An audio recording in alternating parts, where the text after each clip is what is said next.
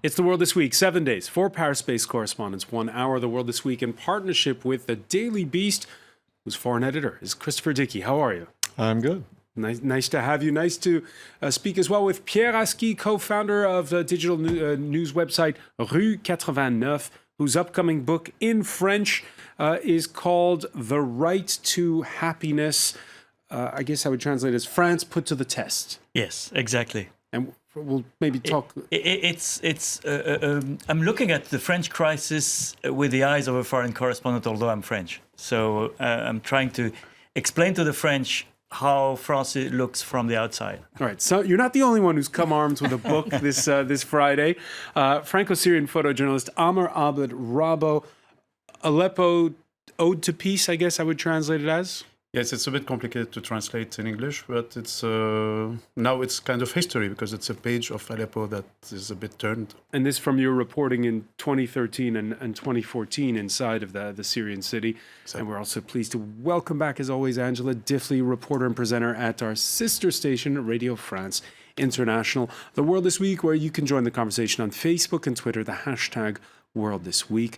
Less than 80 days to go to what's now a wide-open French presidential election. Before we delve into the latest from the campaign trail, one issue that will certainly impact the race, authorities treating as a terror attack, this morning's machete attack against an army patrol at the Louvre. The assailant, who's reported to have shouted Allah Akbar, in serious condition after being shot by the soldiers. One of those soldiers slightly injured. A second person nearby has been arrested. It's the first big incident like this we've seen since the Nice attacks.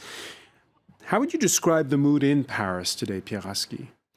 Well, you know, people live with the idea that it's going to come back one way or another, and where we don't know exactly. So it's not really a surprise when you hear that something has happened.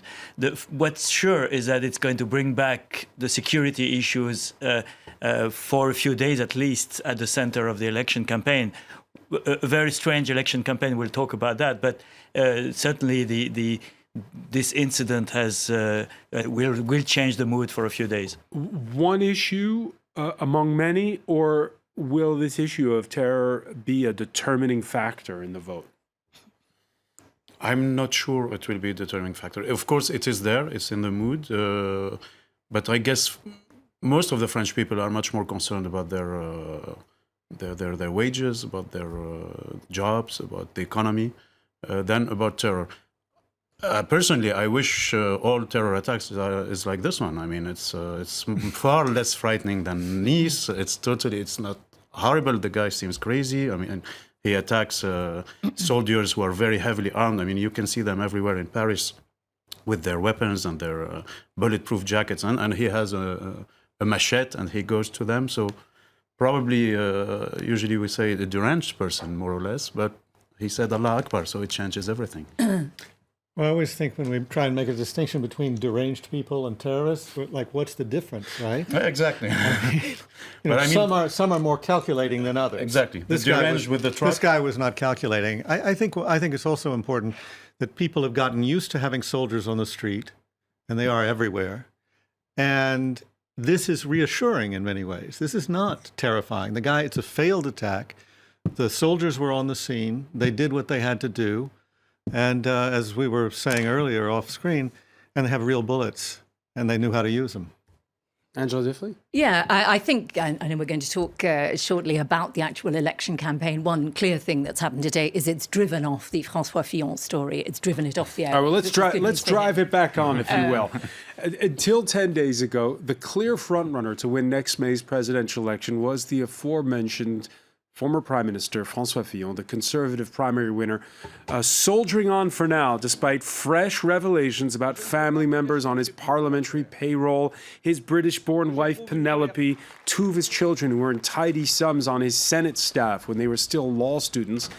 In the case of the woman who French newspaper Le Canard Enchaîné has dubbed Miss Moneypenny, investigators still trying to find hard proof that she did any actual work. And now, old interviews, like the one granted to the Daily Telegraph back in 2007, are coming back to haunt Penelope Fillon. I've never been actually his assistant or anything like that. No, I don't deal with his communication. Angela Diffley, is it curtains for Fillon? If he can ride it through, there's a slim chance he can ride it through, and everything could turn around. I think certainly his reputation for honesty has taken a hit. Nevertheless, he's confident. He says that he hasn't done anything actually illegal. The other question is the question of morality. He also had a reputation for being very upright, and whether or not it's illegal or not, it does look very odd. Initially, there was an argument, a sort of a feminist argument. Had he handled this differently? At the beginning, he started to say, well, my wife has done a vast amount of work for me, hosting dinner parties, representing me at demonstrations, meeting people I didn't have time to meet. He was at the beginning of perhaps fabricating some sort of justification for this. And then the sheer amounts of money involved, I think, have shocked people so much. The big question is not really even the morality or the judicial question. The question is his campaign. One of the biggest elements of his campaign was saying there should be 500,000 jobs cut in public services. He has exposed himself now to ridicule because people are going to say, well, public money paid for 3 members of your family, apparently that money didn't look very well spent. And now, is he a liability to his own party? Can he possibly win the election? Anything could happen because things are moving so quickly. Can he possibly win the election? But also, what's the plan B? Because we're under 80 days to go. Yeah, it's a very tricky situation for the right because only a few weeks ago they had a sure victory. You know, we all thought that the winner of the right-wing primaries would be the president because the left is divided and Marine Le Pen still scares off lots of people and she has very limited chances to win. Today, that plan is dead. For me, François Fillon is it cannot continue such a campaign. You just have to look wherever he goes now. He's on the defensive. He's talking about himself, about defending his honor and his case, instead of putting forward his proposals. And he had based all his campaign on his own integrity. And I think that's why he was elected against Nicolas Sarkozy, who has a lot of judicial cases against him. And so his credibility is ruined, whether it's legal or not. The morality of his campaign and of his Tears and Blood program is impossible to defend. And explain something to me. Here we have somebody who resoundingly won those primaries. He took 2/3 of the vote in the runoff, and yet we're hearing word that it might be somebody from inside his own camp who leaked the story to the press. Yes, that's politics. You know, you have a lot of dead bodies in you know, all around, and the right has been, you know, you have to go back a little bit in history, but Nicolas Sarkozy took over the right, was president for 5 years, then he lost, and there was a kind of civil war within the what is now Les Républicains, with factions at each other's throat. Nicolas Sarkozy came back, and he thought he would be the president again, and he failed. So you have lots of stories in which people have been at each other's throat in that camp, and I think François Fillon is paying part of that. You know, there's one sentence that he said, which was probably one comment too many. When he said to Nicolas Sarkozy, when he was summoned by a judge, he said, "Can you imagine Charles de Gaulle being charged?"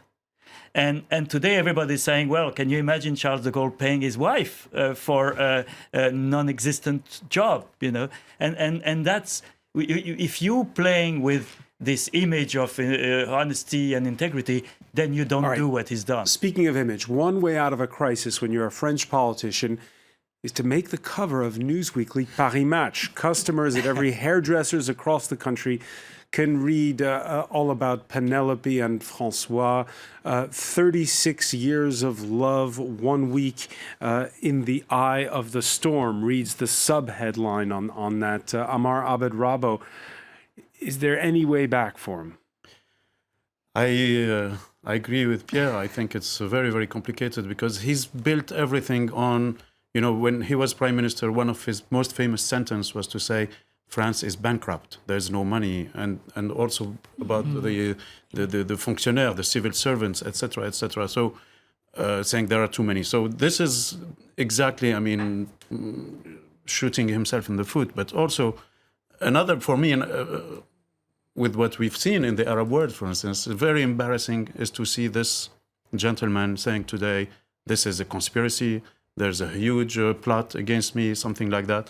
And honestly, everywhere we've seen this, it doesn't work. You should, I'm not his advisor, but you should better face your problems and talk about them than say it's ask yourself conspiracy. who benefits. That's always the phrase. Qui profite le crime, right? So who benefits? And for whom is this bad news, Christopher? Well, actually, that's what makes it so interesting. It's very hard to figure out who benefits in this.